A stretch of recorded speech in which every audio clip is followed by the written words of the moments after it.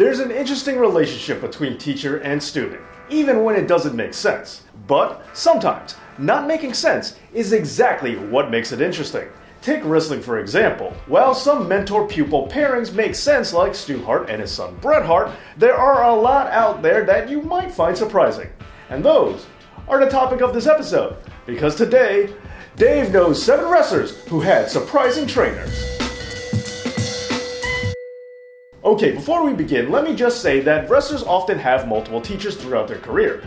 Even as they become stars, wrestlers continue to learn and perfect their craft. There are those who will mention that they've learned from others that they've had matches with, despite already having established careers. The point is, these are just some interesting trainers. It does not mean that they are the only trainers that these wrestlers had. So if I mention that someone was trained by so-and-so, don't be mad if you heard that they were trained by someone else. I am just naming one of the teachers that I found interesting. So, not saying that they are the only ones. So with that out the way, let's just get started. Stone Cold Steve Austin. When we see the Texas Rattlesnake, especially after his neck injury, we think of a brawler, a bruiser, more of a puncher than anything else really. Which makes it all the more interesting that his mentor was gentleman Chris Adams. Now when we look at Austin's days as a Hollywood blonde, sure, this begins to make a little bit more sense. And you can even see certain similarities. For example, I think their knees to the gut are exactly the same. I mean, they're identical. However, on the whole, I feel that they are fairly different. Chris Adams has been known to show off with a series of flips and has a greater variety of kicks than Austin. And Chris also has a judo background. Stone Cold, in contrast, has more punches and some of my favorite wrestler punches of all time.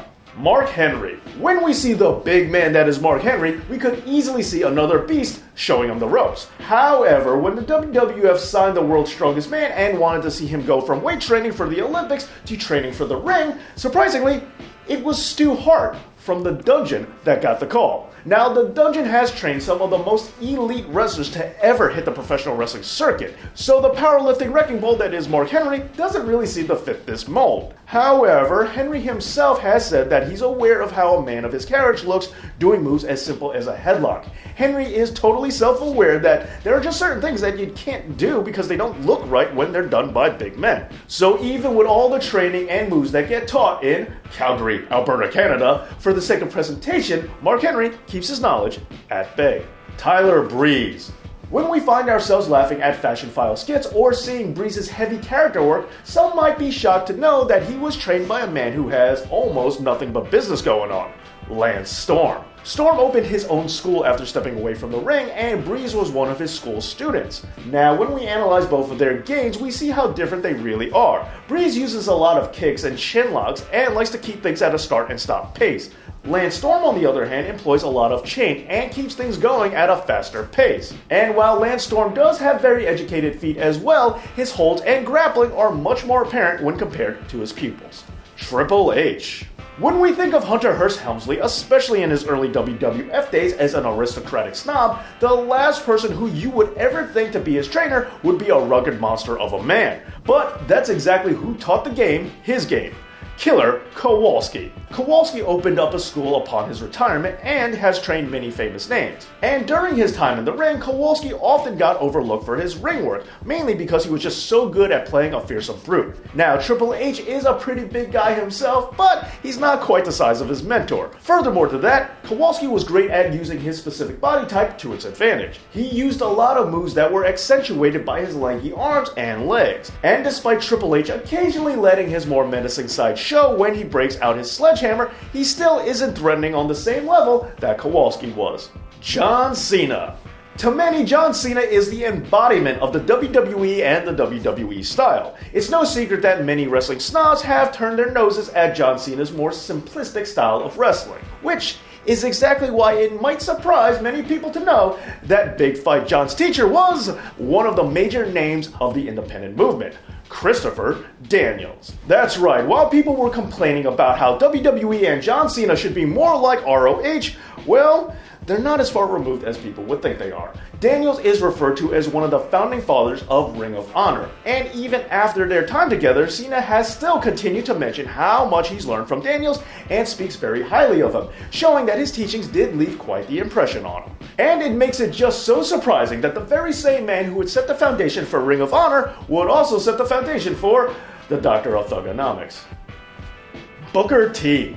A wrestler who really changed a lot throughout his career, Booker T went from a tag team wrestler to a highly athletic singles competitor to a big man in the main event. From the Harlem Hangover to the bookend, Booker T has done a lot. So it's hard to imagine who could have possibly taught someone who has morphed so much throughout his time and has also mastered the spin-a-rooney like Booker T. So who was it then who taught him? Well, none other than the Polish Hammer, Ivan Putski.